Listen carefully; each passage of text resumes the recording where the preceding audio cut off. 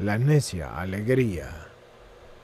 Todavía vi que otros espíritus malignos de aquella muchedumbre se estimulaban mutuamente con gestos astutos y gritaban aclamando: Lucifer es nuestro Señor. ¿Y qué más da si otro es más fuerte que Él? Nosotros lo tendremos como Señor, y gracias a Él haremos lo que queramos. Estos espíritus exhortan a los hombres a la necia alegría y los persuaden para despreciar la justicia establecida. Penas de la purificación de las almas de los que pecaron de necia alegría y su razón del castigo. Vi un pantano de gran amplitud desde el que se difundía un oscuro humo que luego se esparció sobre el pantano como una niebla. También allí pululaba una multitud de pequeños gusanos. Estaban allí, sin sus cuerpos, las almas de los que en la vida se habían entregado desenfrenadamente a la necia alegría. Fueron afligidas por el humo y oprimidas por la niebla y atormentadas por los gusanos. Fueron sumergidas en el pantano por haberse sumergido en la necia alegría, mientras que estuvieron vivos. Y tuvieron que soportar el humo, ya que por aquel vicio descuidaron la ley de Dios. Fueron obscurecidos por la niebla, porque en aquel vicio eligieron la impiedad. Y fueron atormentados por los gusanos, porque en aquella alegría necia profirieron palabras vanas. Esto vi y esto entendí. ¿De qué manera los hombres pueden castigar en sí mismos, haciendo la penitencia por el pecado de la necia alegría? Y de la luz viviente de nuevo escuché una voz que me dijo: las penas que ves son verdaderas y son tal como las ves y aún más. Pero si los hombres que pecan de la alegría necia se preocupan de vencer los espíritus malvados que los exhortan y que quieren evitar los suplicios, que aflijan su propia carne con latigazos y ayunos, en proporción a la gravedad del pecado, y según la indicación de su consejero espiritual que los guía. Palabras del salmista acerca de esto. La necia alegría, en efecto, no quiere la verdad y solo realiza sus antojos.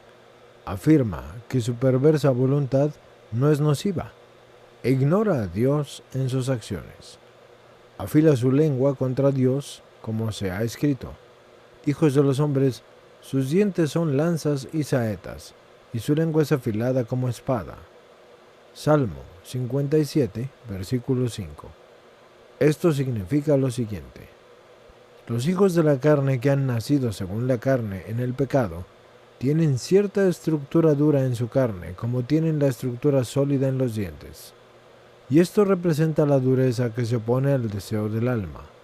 En efecto, lo mismo que algunos hombres se arman contra los otros para no ser heridos, así la carne reciente e injustamente armada de la sórdida alegría resiste a la voluntad y a la alegría del alma, y lanza como saetas venenosas palabras de maldición contra Dios y contra la salvación de su propia alma. Y los pecados como golpes hieren las almas de los pecadores, y a menudo las heridas los traspasan dolorosamente hasta la profundidad del alma.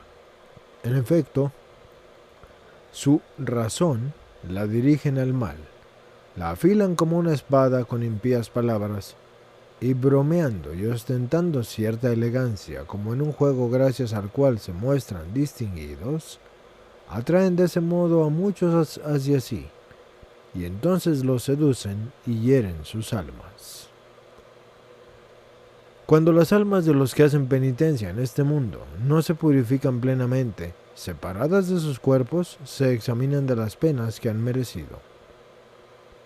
Pero los que quieren elevar su propia alma a Dios, que se abstengan de lo que es vano, y no se dejen lesionar gravemente por esas heridas, y hagan penitencia por sus pecados, mientras que aún pueden, porque las almas, incluso de los que hayan hecho penitencia en este mundo, no se purifican plenamente porque la muerte corporal se adelanta.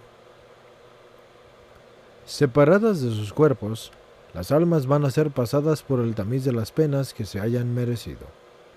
tal como se ha dicho anteriormente.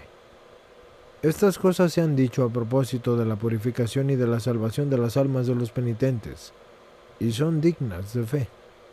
Y el que tiene fe, las considera cuidadosamente y las recuerda para realizar el bien.